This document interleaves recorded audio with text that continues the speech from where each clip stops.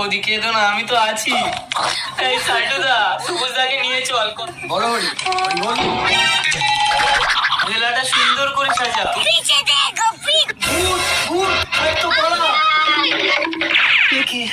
আমি এখানে কেন?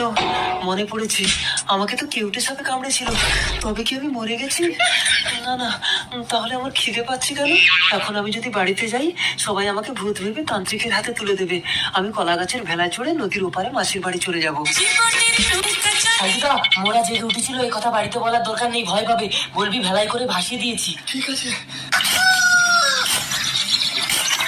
ও মাসি!